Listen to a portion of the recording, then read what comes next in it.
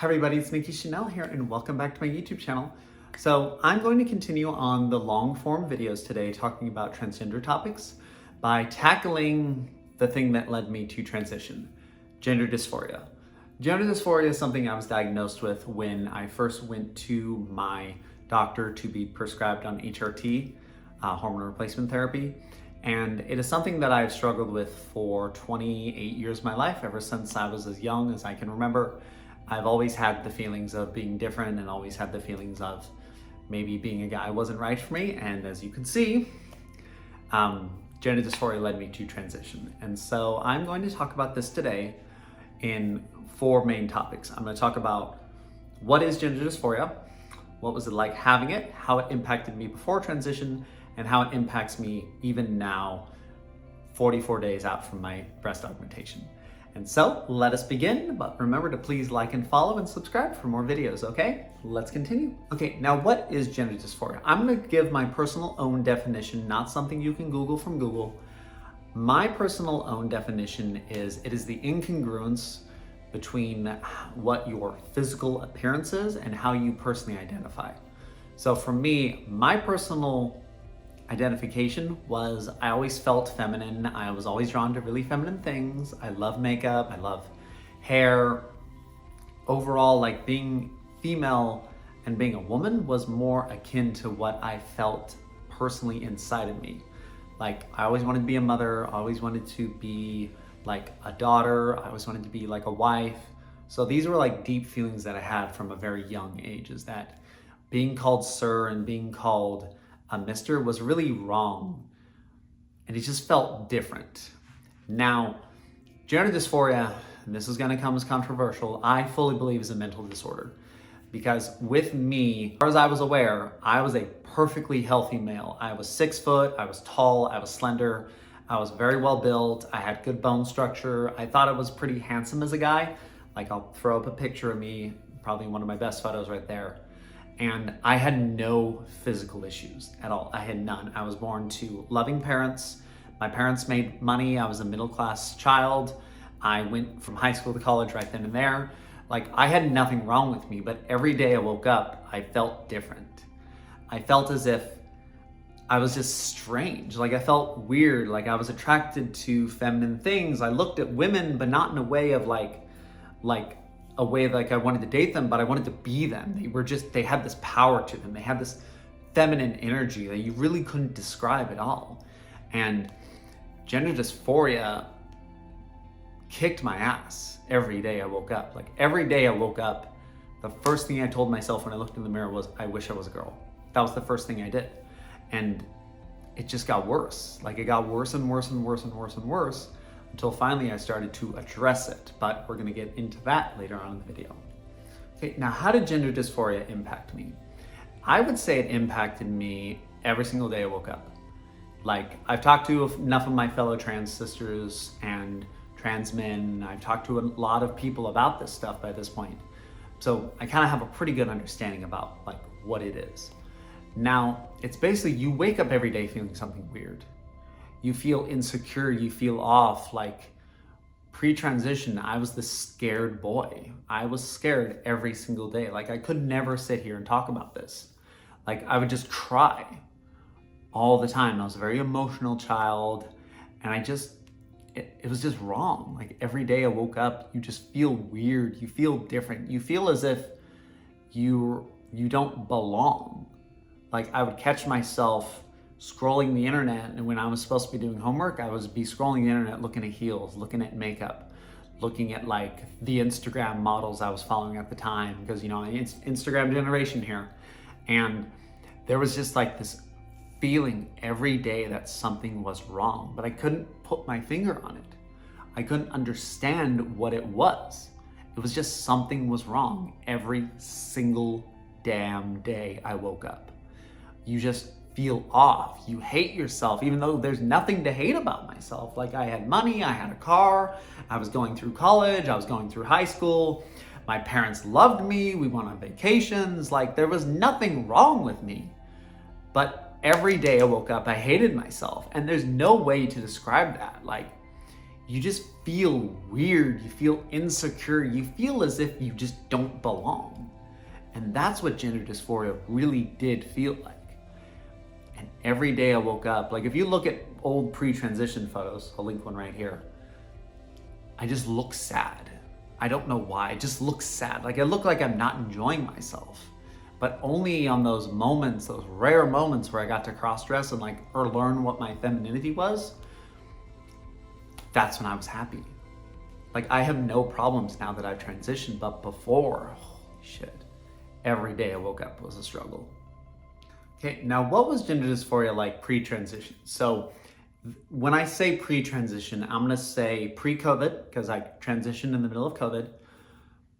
Pre-transition was really interesting. It was really interesting. So generally, my guy self, I'm not gonna say my name, but young Nicky was a very quiet little boy. He was very quiet. He didn't really like to do much.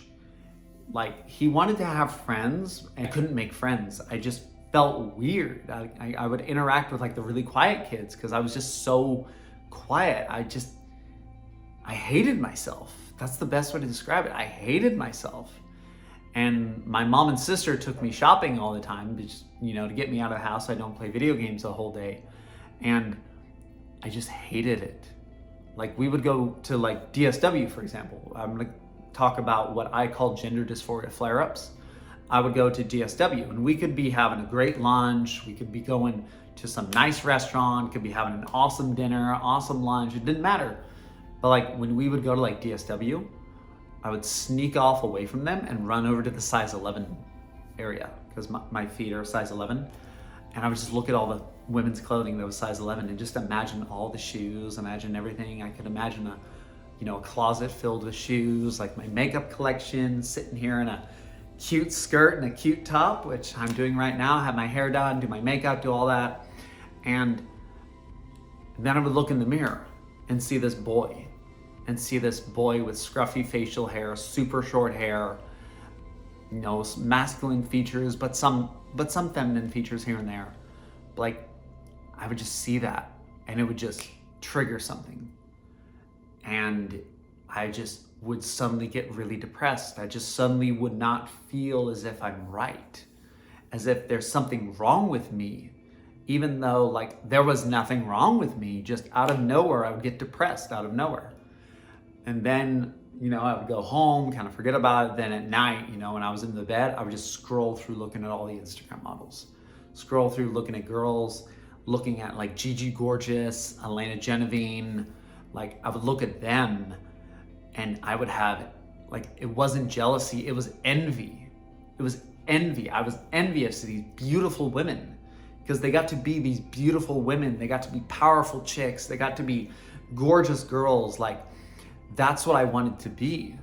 But here I was, this boy. Every day I woke up and my parents were like, what the fuck's wrong with you? What the hell's wrong with you? I'm like, I don't know. And it was only through cross-dressing and those rare moments where I could do it when my parents weren't there. Those were amazing moments. Those were some of the happiest time of my life. My phone still has all the pictures from all those times. Those were amazing moments because I got to be myself. I started posting to Reddit. I started posting to Instagram. Some of my Instagram posts go back really far.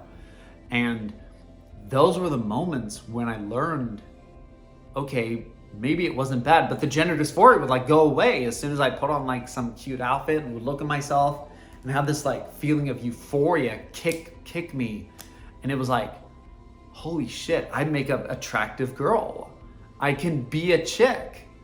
And those were the moments that taught me. In those times, I told myself, I'm going to be a girl. I will become a woman. I will become Nikki. And it just didn't happen. And finally, it took a world-changing event to tell me, yes, this can happen. Now let's talk about what gender dysphoria is like post-transition. So first off, pre and post-transition, there's a pre-transition, but you're never done transitioning. Like me, I'm gonna be transitioning for the next 15 years of my life. You just age, you develop. So post-transition is not really a good way to determine this. But ever since I started taking HRT and I've seen the effects of them and gotten to the point where I can do like all these really feminine things. Like today I did my makeup in 15 minutes. So to me, I call that post-transition. Now, I still have it. I have it every single day I wake up. Like right now I'm looking at my male jawline and hating it. Like I'm hearing my masculine voice and I hate it. Like voice training is hard. Believe me, voice training is really fucking hard. And every beauty appointment I've gone to, I get my hair done, Botox, lip filler, get my nails done, candy cane, and the chest augmentation. Like I'm going to have a surgeon cut me open and put in silicone into my body, a foreign thing put into my body. Like, do I need them? No. Do I want them? Yes. That's the difference right there, is that to me, a beautiful woman has a full chest. There's a lot of beautiful women I've met that are flat chested. There's a lot of beautiful women out there. Beautiful women come in all shapes and sizes. But for me to feel that ultimate confidence of feminine energy, I want the chest. I want that full chest. I want to feel gorgeous. I want to have that power element to it. Will the surgery make it go away? No. Like during the 2 weeks of recovery where I can't even wash my hair or lift my arms above my chest, I'm gonna be hating it. I'm gonna be hating it every single day I wake up. Because like these surgeries and like HRT and everything I do to make myself look female, those are only parts of the whole. Like surgery doesn't fix your problems. Surgery doesn't fix my gender dysphoria. Like there's gonna be days I wake up, even with the full chest, knowing that I'm this gorgeous glamour model on Instagram, but there's gonna be days I wake up where I'm like, I feel ugly. I don't feel pretty.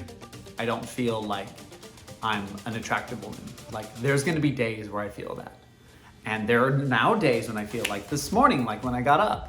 It was 5:30 when I woke up. I stumbled out in the kitchen, made coffee, looked at myself in the mirror and was like, I look like shit. I don't look that good. And boom, gender dysphoria started kicking in. Obviously, you know, a shower, going to the gym, getting my hair done, doing all the girly things made it go away. Like right now, I feel confident as hell. Like me, there's a big difference. And a lot of people that I know see this. Like there's a Nikki when she's all done up and there's Nikki when she is not. There's a difference. Like I'm just more confident, I'm fun, I'm girly, I'm just like joking with people. I'm just like, oh my God, yes, you know, things like that. And that's when I look girly, I look good. You look good, you feel good. That's when gender dysphoria goes away. Like on the days when I have to grow out my facial hair to get electrolysis, like to remove this little remnants of blue under my face. Those days suck. Like in my last vlog update, like I thought I looked like shit. Like I hated what I looked like that day. I hated it. I just hated it. But it'll go away. Like I know every time I go get my electrolysis done, the hair goes away. I know in 44 days, I'm gonna have my chest augmentation so I don't have to wear padded bras every day. Like every day I wake up, I'm gonna be like, oh, I'm female. I'm not just some flat chested boy with long hair. Like those are the kind of the moments when it's all about confidence. Like honestly at this stage, what HRT, what all these like beauty procedures I had done do is they give you confidence, and that's what kicks gender dysphoria's ass. Surgery, all that stuff, it doesn't fix your problems. It's about how you view it that fixes it. So just keep that in mind. I've met some beautiful women, absolutely gorgeous women who have had all the work done, like they're stunning. But you talk to them one-on-one like this, they're like, yeah, I still feel like a guy sometimes. I'm like, how? You are like so feminine, it's insane. But it still impacts them. So it's just a matter of how you deal with it. You either let gender dysphoria kick your ass every day, or you rise above and be that fucking bad bitch every day. Okay, dolls, thank you for putting up with me during that rambly ass video. This video I wanted to do just kind of from the heart. I wanted to do this like a no holds bar back, because gender dysphoria is something that I deal with every single day. It was way worse pre-transition and it made me think of some horrible things back in the day. But now that I'm there, I'm 44 days away from my breast augmentation. I have a wonderful friends. I have this beautiful apartment. I have you guys. I have my Instagram people. I have friends that see me as a chick. I've got my girls I talk to. Like, I've got my transgender friends. I've got my cis female friends. Like, I am so much better now that I'm at the point of post-transition, because like, I'm just confident. That's what transition did for me. It gave me confidence. I don't have gender dysphoria flare-ups. I don't feel weird. I'm on a wonderful relationship with my parents now. And I just feel good every single day. Like, you look good, you feel good type thing. And that's what I feel like every single day. People notice it. People notice when you feel good. Like, I went to high school with a lot of people that still live in my area, and they're like, wow, you're like totally different from high school. You're social, you're athletically built, you're a bad bitch. And I'm like, that's the goal with transition. And so, like, gender dysphoria is something that if you work through, you can solve it. But for me, solving it was through transition. You don't have to transition to solve gender dysphoria. I know a lot of people that work through it and actually have really productive lives and no issues. Some people just choose to cross-dress. Some people just kind of have those moments where they can look female. Some of them are very feminine, and that's how they deal with it. Me, I chose transition because I wanted to be female. I wanted to be a woman every single day I woke up. I wanted to be a girl, and I wanted to be female.